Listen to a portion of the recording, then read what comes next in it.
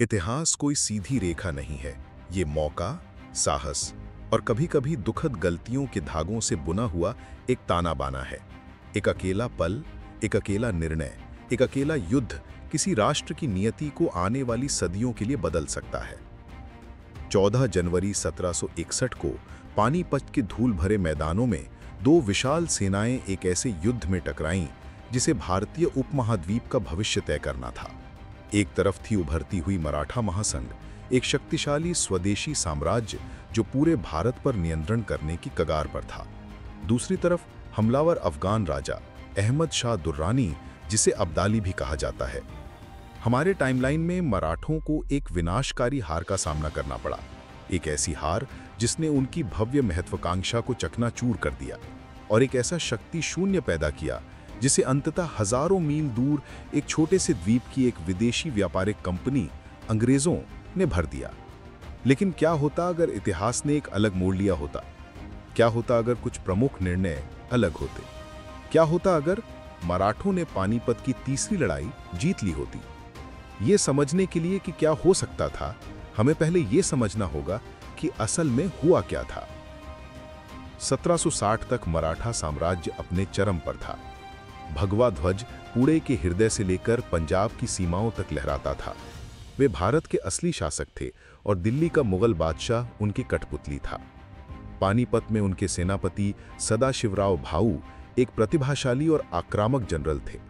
उन्होंने इब्राहिम खान गार्दी की कमान में यूरोपीय निर्मित बेहतर तोपखाने से लैस एक आधुनिक सेना का नेतृत्व किया।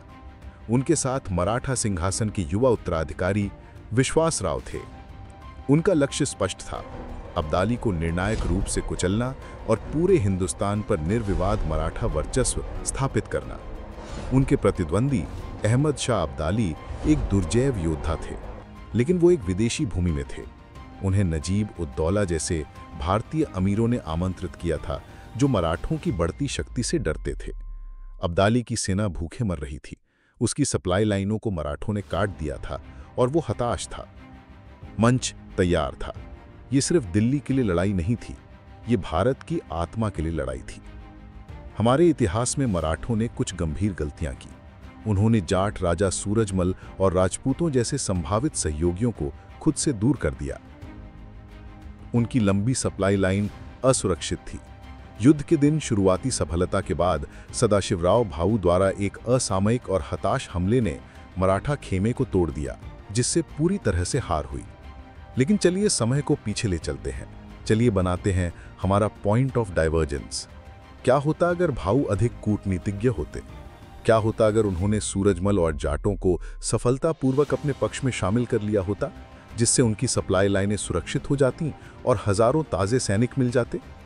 और क्या होता अगर उस भाग्यपूर्ण दिन भाऊ ने अपनी आक्रामक प्रवृत्ति को नियंत्रित किया होता? दुश्मन के केंद्र पर सीधे हमला करने के बजाय क्या होता अगर उन्होंने अपनी व्यूह रचना बनाए रखी होती और इब्राहिम गार्दी के अधीन अपने बेहतर तोपखाने को अपना काम करने दिया होता, जो अब्दाली की भूखी सेना पर लगातार गोले बरसाता? क्या होता अगर वो कुछ और दिन इंतजार करते, जिससे भूख और हताशा अफगानियों के लड़ने की इच्छा को तोड़ देती? हमारे वैकल्पिक टाइमलाइन में ठीक यही होता है। भाऊ अपने सहयोगियों और सप्लाई के साथ सुरक्षित एक धैर्यपूर्ण खेल खेलते हैं। वे अपने तोपों का उपयोग अराजकता पैदा करने के लिए करते हैं, जिससे एक कमजोर अब्दाली को मजबूत मराठा पंक्तियों पर हमला करने के लिए मजबूर होना पड़ता है। इसका परिणाम एक हताश संघर्ष नहीं, बल्कि एक सोची समझी निर्णायक जीत होती है।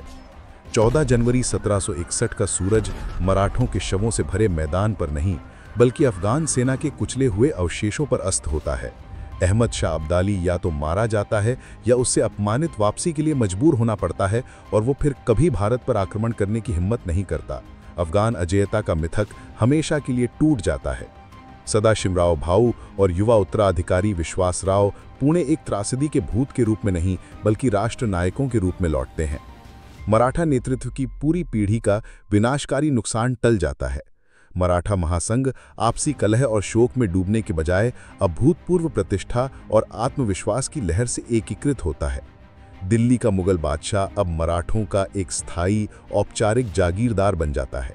अब कोई अस्पष्टता नहीं रहती, मराठे हिंदुस्तान के निर्विवाद स्वामी हैं। आने वाले वर्षों में 1770 से 1790 के दशकों तक मराठे अपनी शक्ति को मजबूत करते हैं। वे आंतरिक झगड़े जिन्होंने हमारे टाइमलाइन में उन्हें कमजोर कर दिया था, पुणे में एक मजबूत आत्मविश्वास केंद्रीय नेतृत्व के तहत कम हो जाते हैं। हैदराबाद के निजाम, अवध के नवाब और बंगाल के शासकों जैसी अन्य भारतीय शक्तियों को व्यवस्थित रूप से मराठा प्रभाव क्षेत्र में लाया जाता है। वो एक ग्रैंड मराठा महासंघ का हिस्सा बन जाते हैं।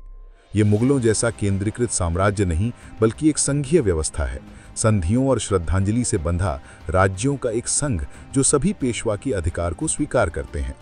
पानीपत की अभियान की लॉजिस्टिक चुनौतियों से सीखते हुए मराठे अपने प्रशासन और सेना में सुधार करते, जिससे एक अधिक आधुनिक, कुशल और केंद्रीकृत लड़ाकू बल का निर्माण होता।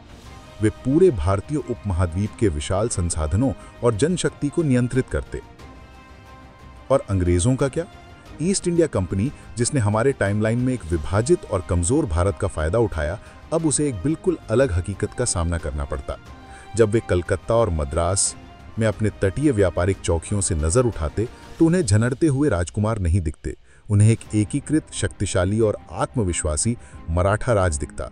एंग्लो मराठा युद्ध फिर भी होते, लेकिन अंग्रेजों की फूट डालो और राज करो की नीति बुरी तरह फेल हो जाती। आप उस इकाई को कैसे विभाजित कर सकते हैं जो पहले से एक महान विजय से एकीकृत है? अंग्रेज अपनी नौसैनिक शक्ति से समुद्र में लड़ाइयां जीत सकते थे और अपने तटीय इलाकों पर कब्जा बनाए रख सकते थे, लेकिन उन्हें जमीन पर एक दुर्जय मराठा सेना का सामना करना पड़ता, एक ऐसी सेना जिसे पूरे उपमहाद्वीप के धन से वित्त पोषित किया जाता। वे भारतीय हृदय भूमि में घुसने में असमर्थ होते। रॉबर्ट क्लाइव और प्लासी की लड़ाई की कहानी एक महत्वहीन फुटनोट बनकर रह जाती। भारत को जीतने के बजाय ब्रिटिश ईस्ट इंडिया कंपनी को संधियों पर हस्ताक्षर करने के लिए मजबूर होना पड़ता, मालिकों के रूप में नहीं, बल्कि सहयोगियों के रूप में। वे पटपरिक शक्तिशाली व्यापारिक इकाई बने रहते, लेकिन ब्रिटिश राज का सपना पैदा होने से पहले ही मर जाता। तो ये वैकल्पिक भारत कैसा दिखता? ब्रिटिश राज के बिना वो दोहरी धन की निकासी, जिसने भारत की अर्थव्यवस्था को पंगु बना दिया था, कभी नहीं होती। भारत औद्योगिक युग में अपने दम पर प्रवेश करता, शायद धीमा, लेकिन अधिक प्राकृतिक और अपने फायदे के लिए। राजनीतिक रूप से मराठा संघ शायद एक संघीय गणतंत्र या एक संवैधानिक राजतंत्र में विकसित होता, जो विविध राज्यों का एक संघ होता। और सबसे महत्वपूर्ण बात, अंग्रेजों की फूट डालो और राज करो की नीति द्वारा धार्मिक तनावों को बढ़ाए बिना हमारे इतिहास का सबसे बड़ा आघात 1947 का विभाजन शायद पूरी तरह से टल जाता।